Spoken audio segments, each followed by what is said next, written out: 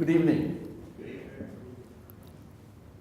This is a beautiful auditorium because I told Sunil when we talked that it's compact and you can make eye contact with each person, which is so useful. So when Prashant first asked me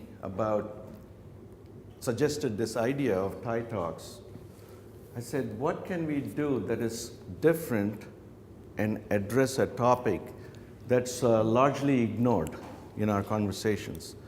Because we have TED Talks that share ideas to inspire other people to do great things, and they do a fantastic job. Most of our TiE events are about how to be a better entrepreneur, how to grow your business, and it has lots of best practices and so on and good ideas. But the one thing we don't normally talk about is the human and the personal side of that equation. So we thought, okay, TiE Talks could be something that we'd invite people who have had, I'm going to say long careers, I'm not going to say how long, because I was told not to mention.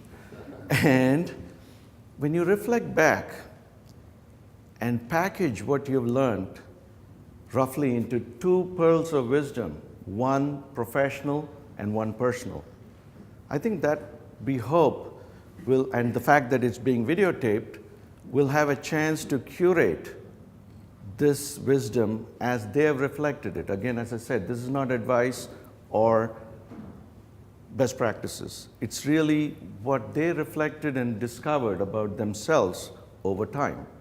And we really hope that that'll click with some people who are on that same journey in earlier years. So that's the intent of TiE Talks. And I hope today that's what you'll get to see. And the other difference is most forums of this nature do not have the opportunity to ask questions. So the speaker shows up, does their thing, and disappears through a slit in the screen. Don't try that, you'll hit the walls. There's nothing behind. So today we've allocated over 30 minutes for questions.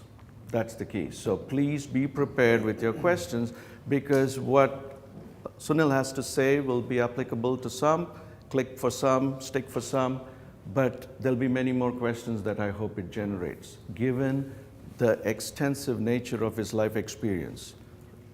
So for our first TiE Talk, we chose Sunil Wadhwani. His experience is extensive. Hopefully you got to read his bio, so I'm not going to go over that. But the cool thing is, he's not only a serial entrepreneur, a philanthropist, and the aspect that I enjoy about him is he reflects a lot. He's very considerate and thoughtful about things that he does. And that was the goal of bringing people who've had a wide range of experience so that we can curate diverse perspectives, points of view that hopefully, as I said, for some, it may work now, for some it may work years from now. And that's the idea of having it available on YouTube, on TiE Talks. The other thing was, I've had the privilege of knowing Sunil for over 20 years now, so he's only 25. And the beauty is, I've seen him start, merge, and sell companies on one side, as well as start nonprofits and even an educational institution. So the range of experience is considerable, and what gets people like this motivated to do those things is a cool question to ask. And so we hope we'll get to hear some of that today. And lastly, as I said, you'll have the opportunity to ask questions for quite a while. We'll have two people on either side to take your questions or point out, and because everything is being videotaped for posterity. So the other thing I bet on was knowing Sunil. If I asked him to speak, he would take this very seriously. And over the last 8 weeks, he's reflected over many years of his life and actually prepared to share his reflections with you. And for that, I owe him a great piece of gratitude. And I hope you'll get to really enjoy that. And he's going to share his reflections today under the title, You Want to Be Happy? Get Mad. I'm not going to tell you what that is.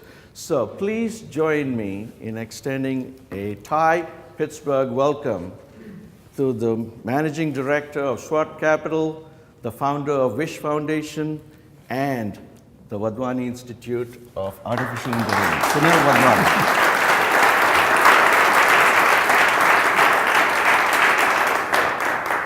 I should quit while I'm ahead. After that, I'm so impressed, Krishna. I didn't know you were writing this book, this new book, JQ, Judgment Quotient.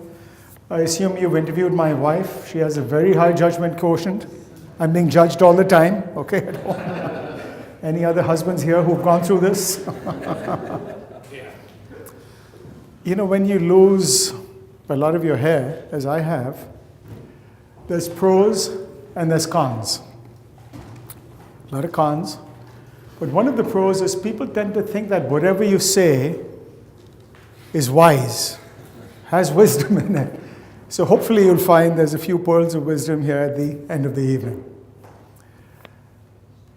Happiness, right? That's the topic, happiness. Kind of corny, right? So much written about happiness, so much spoken about happiness, yet there seems to be so little of it in the world today, right? So let me ask you a question, if you don't mind. With a show of hands, how many of you would like to be happy? Hands up. Way up. Okay, cool. Second question, and this is the tough question. Please be honest. Are you in fact happy? My work here is done. I can leave right now. We can all save an hour. There's still some more wine left. We can get to it right now. Okay, that's dynamite. So I hope we'll have a wonderful discussion in 15 minutes. I'll give you my thoughts in the next 15 minutes of what kind of makes me happy, and maybe that works for some other people. And hopefully you'll enjoy it. The secret, of course, we all learn, is when you're happy, you spread happiness wherever you go. People who are unhappy spread happiness whenever they go, okay? So we want to be in that first category, okay? So let me tell you about my grandfather, okay? My grandfather, my father's father, this is now back in the 1920s, okay? Almost 100 years ago. He was a school teacher in India, northern India. Around the 1920s, he became the headmaster of a school in a town called Jacobabad in northern Sindh in India. Jacobabad, this was the only municipal high school in that town, had about 1,000 children in that town, in that school, both Hindu and Muslim kids, and all these families coexisted very peacefully. So my granddad had a reputation for being very strict, but also very fair, very honest, and also very spiritual. So he became the headmaster of the school, and he was there for several years. Fast forward to 1942. My grandfather moved his family from this town, Jacobabad, to this city called Karachi, big city, one of the biggest cities in India at that time. By 1942, relations between the Hindu and Muslim communities in India were deteriorating. Violence between the communities was increasing. And Karachi was a largely Muslim city, and my family was Hindu, and they were there in the middle of this violence that was increasing. Fast forward 5 more years, 1947. By now, all of these worsening relations between Hindus and Muslims have reached a fever pitch, okay? 1947 was the year when the British, who had ruled India for the prior 200 years, 1947, they divided India into these two countries called India and Pakistan. And the level of violence that accompanied that was unimaginable. So in just 6 months, just 3 months before partition, 3 months after partition, and this event was called partition because the country was being partitioned, in those 6 months, between 1 and 2 million people were killed. largely burnt alive or hacked to death. 14 million people were displaced from their homes, forced to flee as refugees, both ways, India to Pakistan, Pakistan to India. Over 100,000 women were abducted and raped. These all, you can check Wikipedia, all of this stuff. Neighbors were slaughtering neighbors, childhood friends, became sworn enemies. So in the middle of all this, partition happened in August of 1947, and at this time, my grandfather and his family, including my parents, were still living in Karachi, now a largely Muslim city, and in what was now Pakistan, right? So it was now late August of 1947. So every evening in the streets, large mobs would go out looking for homes owned by Hindus. There weren't that many left at that stage. And they would then kill the Hindus or evict them and take over the homes. And that's the environment my grandfather and the family were living in. My parents were there at that time, along with my eldest brother. One evening, a bomb explodes. This is all true. A bomb explodes very close to my grandfather's home, 4 or 5 homes away. Giant explosion. The government of that area, Muslim government, orders a search of all the homes nearby to try and find who's involved. So my family, of course, heard this. My mother was there, my father, etc. They heard this huge explosion. They didn't know what was going on. They knew the police would be coming. And they were terrified. Hindu family, Muslim region. But there was an additional reason that they were terrified, which is that my father's younger brother, my uncle, had joined a group called the RSS, which was a Hindu group formed to protect families, Hindu families that were in that area. My father's younger brother was a member of this RSS, and they would meet and have their practice drills in an open ground, very close to my grandfather's home. And in these practice drills, they used these large wooden canes called lathis in Hindi, which can be used as weapons. In those days, there weren't guns available in those days, so things like these big wooden canes were used as weapons. Between these drills, where would they store all these canes? In my grandfather's home. So when this bomb exploded, and my family knew that the police would be coming, we had 25 or 30 of these big wooden canes stored in my grandfather's home. And they said, gee, police find this and we're screwed. Totally done. Sure enough, later that same evening, big banging on the door. My mother tells me that all the women in the house were hiding in a closet in the back of the home. This was a small home, pitch darkness, shivering with fear, weeping but silently, because they couldn't make any sound, because they didn't know what was going to happen. There's banging on the door. My grandfather opens the door, right? What will you do? Whole big bunch of policemen come into that home. And the police inspector who is leading the search looks around, and then he looks at my grandfather.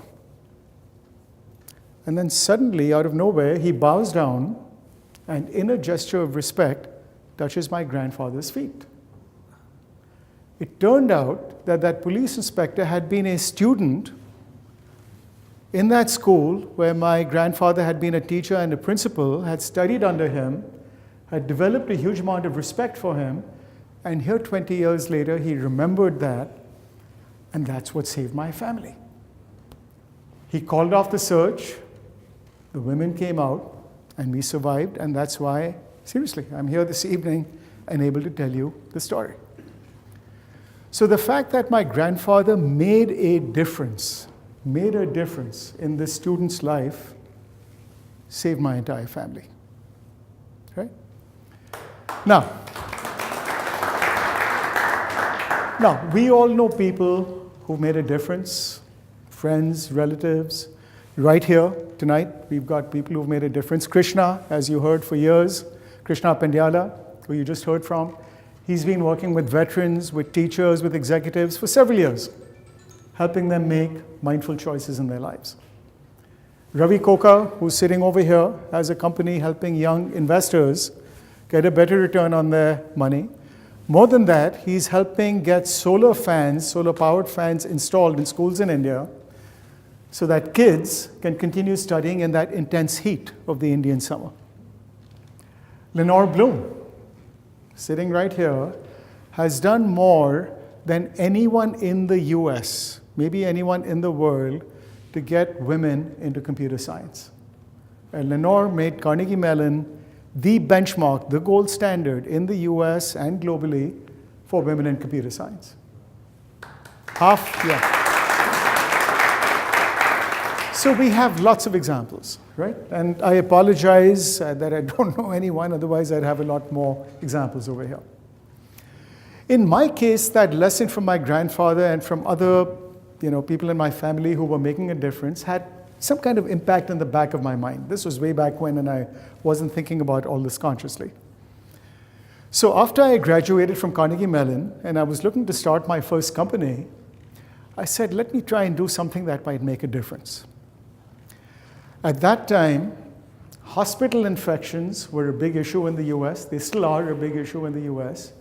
And hospital infections kill over 100,000 patients every year in the US. In that first company of mine, we developed a patented medical device for dramatically reducing this risk of hospital infection following certain specialized kinds of surgery. I thought, great, we'll make a difference and we'll build a company at the same time. Well, it didn't quite work out that way. We started the company, I raised some money, we got going. This was a teeny company, there were like 3 employees. I was this, chief salesperson, finance person, everything. This was the days before there was any VC money in Pittsburgh. There were very few angel investors in Pittsburgh, so we were very undercapitalized. So as I was going around trying to convince doctors to use this device that would reduce infection, I was getting a very lukewarm response. They said, yeah, it's nice, it could help, but it's very cumbersome to use. Hospital purchasing agents, who I also had to deal with, who had to order this device, also didn't see that much value, and they said, gee, why go through all this hassle of introducing a new vendor, when we're not sure what the value is. So I was scrambling, frantically flying all over the US, trying to sell this stuff to doctors and hospitals, and my company's cash reserves were dwindling every month. Net, 5 grueling, painful years later, the company went under, right? I'd been looking to make a difference, but the only difference that I'd actually made was to lose my life savings and lose a lot of other investors' money also in the bargain. So clearly, good intentions weren't enough.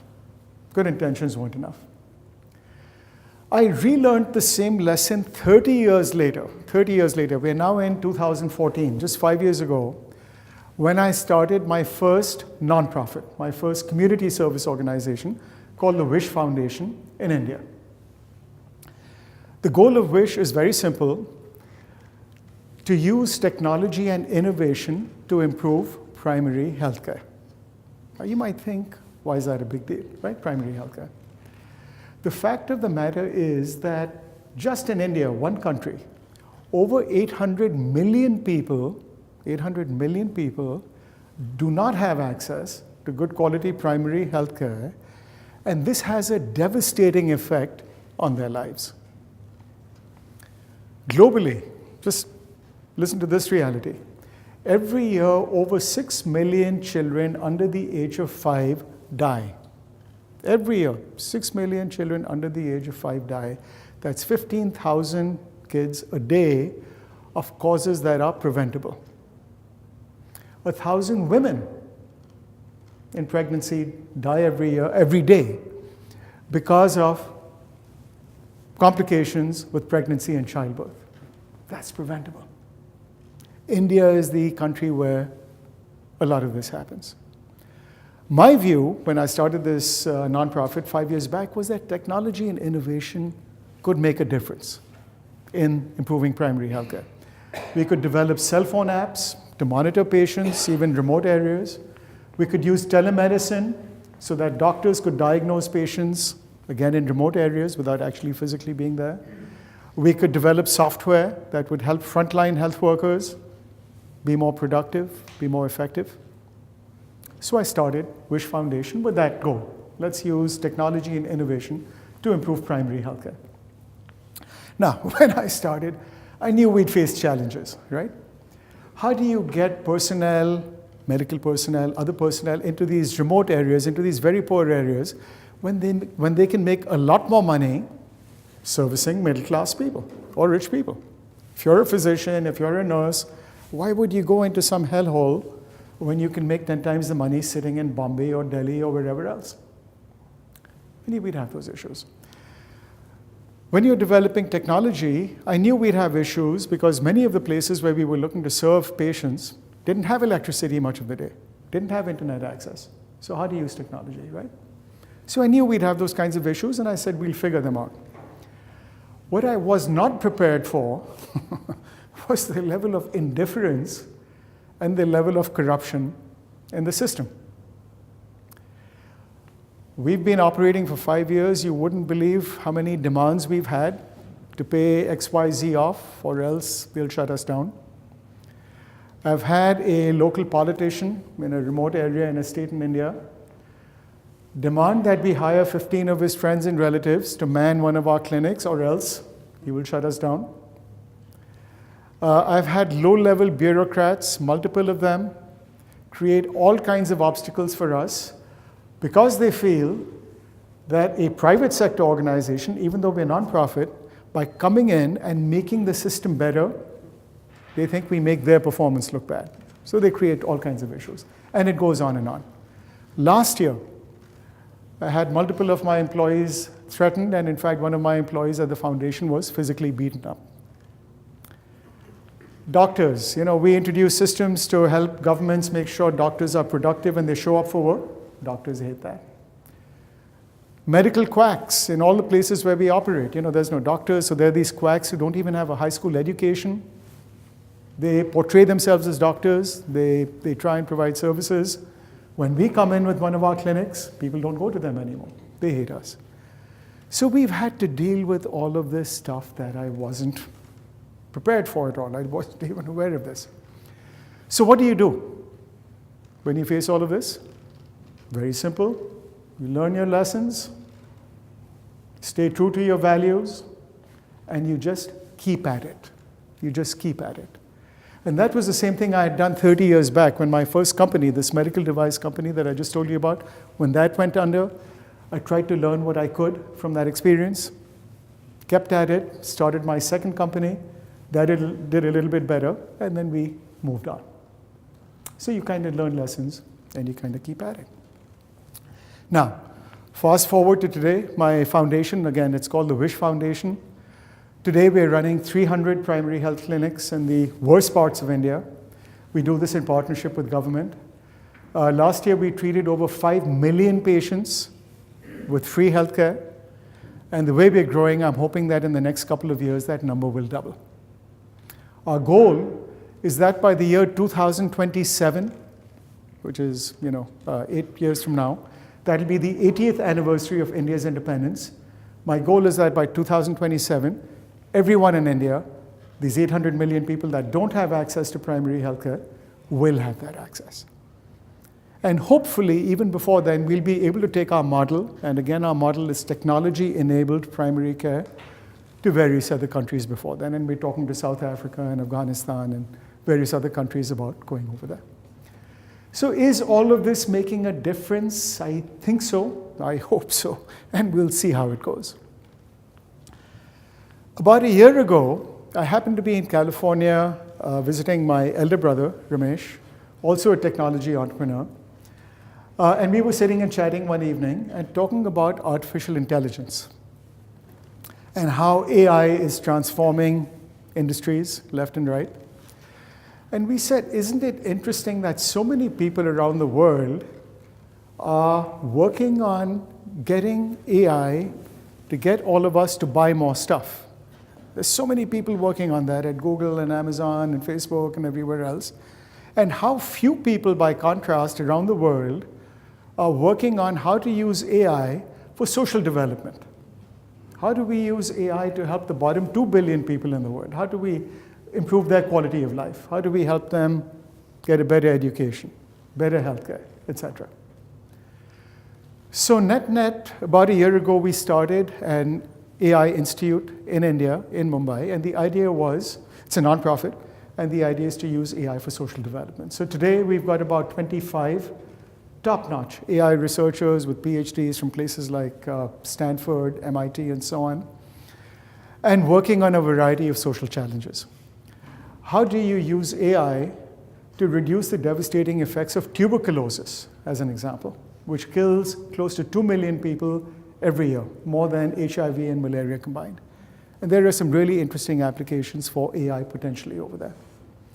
How do you use AI to improve the crop yield of farmers in developing countries? Because regularly, every year, big chunks of their crops are wiped out by pests, which leaves them unable to pay their loans. And so there are thousands of farmer suicides in these countries every year, starting in India. How do you use AI to develop high-risk pregnancies early in the process? Mothers who are going to be delivering, but there's a high risk.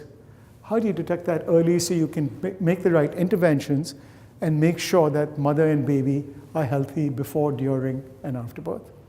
So those are some of the problem areas that our researchers at our AI Institute are working on. Are we making a difference yet? No. None of this has gone in the field yet, but in the next 3, 4, 5 months, we'll be going on for pilot testing, all of these things that I've mentioned to you. And hopefully, if this starts working, we'll start making a difference. Now, here's the interesting thing that I've come to realize. That as I've been working on all of this, trying to make a difference for others, guess who's being helped the most? It's me. Okay. I'm getting the most out of this. Over these years, through all of this work, first thing I've realized and that I'm learning is to be thankful. Growing up in India, I am so thankful that I had the good luck, pure accident, to be born into a good family, a middle-class family that could afford to send me to a good school. Going to that good school helped me to get into the IIT, the Indian Institute of Technology. That helped me to get into Carnegie Mellon over here. That gave me the confidence to start my companies. And here I am. How many people have such good luck, right?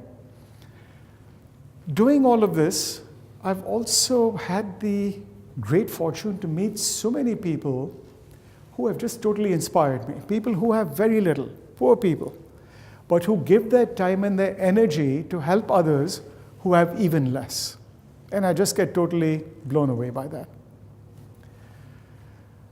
I'm meeting people of all types, from billionaire philanthropists to global public health experts to struggling healthcare innovators to the people that we're trying to serve, which is these poor families who survive on less than 50 cents a day. And it's inspiring to watch them, how they do it. So all of that kind of teaches you. I'm learning how the lessons that we learn as entrepreneurs, starting and building a company in the US, how many of those lessons apply in trying to build a nonprofit anywhere in the world. It's very similar. The challenges, the opportunities, how to get over them. One big lesson I'm learning right now is that to achieve more, I need to do less. To focus on the few things that matter and not get lost in detail. That's always been one of my challenges. Right? So as I do all of this, I think I'm starting to see what my grandfather, the school teacher, almost 100 years ago, what he saw. Which is that when you help others, really you help yourself. You get focus in your life, you get purpose in your life. Daily, the noise of daily life, the distractions, the news, all of that affects you less. You smile more. You feel energized every day. You get a spring in your step. It's great. Earlier, when I mentioned examples right here in this room of people who are making a difference, Krishna, Ravi Koka, Lenore, when I walk into a room like this, guess who's smiling the most? It's these same people. it's Krishna, it's Lenore, etc. And the reason is the same. They've got purpose, they're energized, they're happy. So, do you want to be happy? Answer is, get MAD, mad, make a difference. Thank you.